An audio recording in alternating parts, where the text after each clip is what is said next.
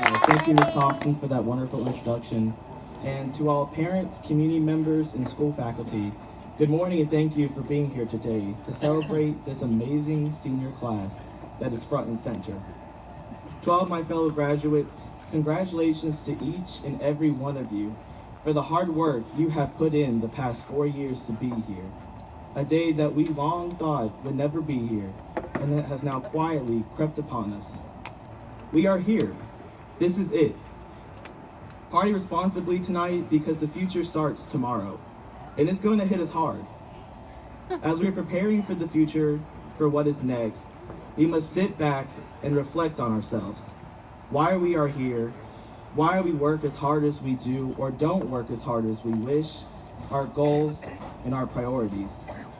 Self-improvement is not made in the dark, but rather in the redeeming sunshine of our past experiences and tribulations.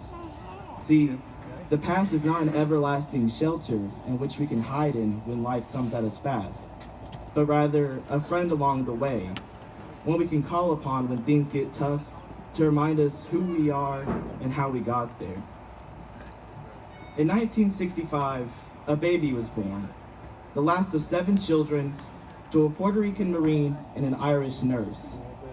The baby grew into adolescence here in Craven County, experiencing the school system a little too well as he attended and dropped out of 2 of its high schools, which from there led him to hanging out with the wrong group and getting mixed in with dealings he probably shouldn't have. His life of rebellious behavior came to a peak one evening where, due to his group of friends, he found himself at the wrong place at the wrong time. He faced years in prison, saw the life he was living as reckless, and that this was what he deserved. This was it. His past had led him to this destination, only he didn't know it, and the turnaround did not seem present to him. This was his life. Life in the state prison for the next 15 years. However, while in prison, he saw that his past was not a roadmap to his faith, but rather a study guide to be the man he was supposed to be.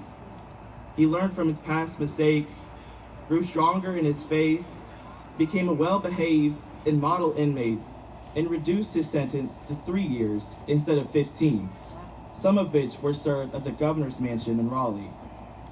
He exited prison as a new man, a man changed by his past. He made a new life for himself outside of prison, started a family, became a hardworking father to 3 lovely children, Rachel, Lucas, and Patrick. Eventually became a passionate volunteer for his church and community, and today enjoys being an amateur paddleboarder, among other things. This man saw that although he had made mistakes in the past, they did not define him, and they were not a shelter for him to hide in. He could befriend them, learn from them. They are his companion now on how to live his life, letting his children learn from them as well, seeing that nobody is perfect. We all make mistakes, but making mistakes is a part of life and is healthy. However, not learning from them and making them over and over again is plain insanity. Dad, I guess now you know that I was listening to you all these years. And although it pains me to say so, you were right.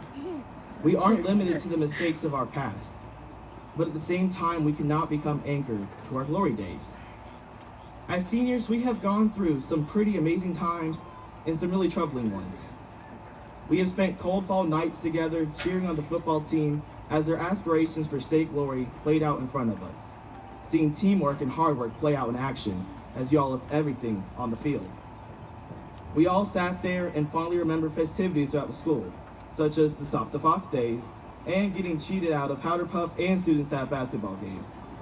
Some of us jokingly look back to our sophomore year, where we all sat and anxiously waited to see if our name would be called to go down to the front office for an interrogation if we had cheated. You guys remember that. Finally, for one last shot of nostalgia, as seniors we can all look back with embarrassment to the little freshmen we used to be. The bowl cuts, heavy eyeliner, ironic graphic tees, and thin scarves, and the lack of facial hair, although some of us, including myself, are still rocking peach fuzz, are all things we can look back on and laugh at now, and maybe even remember them fondly. We may have complained a lot about the classes we took and the annoyances that came with high school, and spent more time perfecting the art of procrastination than doing our actual work.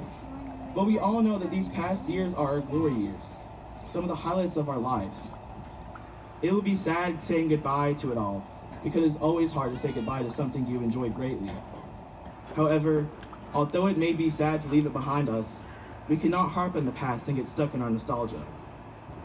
It is nice to take a trip down memory lane every now and then, but we must utilize these memories more as encouragement to seek success in strong relationships in life, rather than a reason to withhold from growth, becoming trapped in the good old days. See, the past really is a great companion in our lives. It provides us with guidelines and guardrails for us to use as we travel through life, remembering our mistakes to where we can better ourselves, and our past glories to where we will always strive for better times and to be a better person. Although our past can be split into categories of moments of glory and moments of mistakes, we should treat them all the same. Our past actions are never excuses for our future actions. Although it is awesome we did so much in high school, we cannot dwell on that forever. Mistakes and traumatic events in our lives only have the power to stunt your growth if you allow them to. If we allow them to be growing experiences and to enhance our lives, then they will serve that purpose and be our welcome companions throughout our tumultuous lives. I'm really sorry for speaking so much today, guys. I know it's really hot and we all just want to walk across the stage and go home and eat, so I'm going to go ahead and end it right now for all of you. Our lives are ever-changing and turbulent. As adults in the real world, we are going to face problems that no one should ever be asked to face, and to be leaders in an ever-changing world. Whether we prepare ourselves for this future by embracing the sunshine that comes with learning from our past, or duck and take shelter to avoid responsibility, you all have the capability to do great things. Whether or not you step up and do it is up to you. Thank you.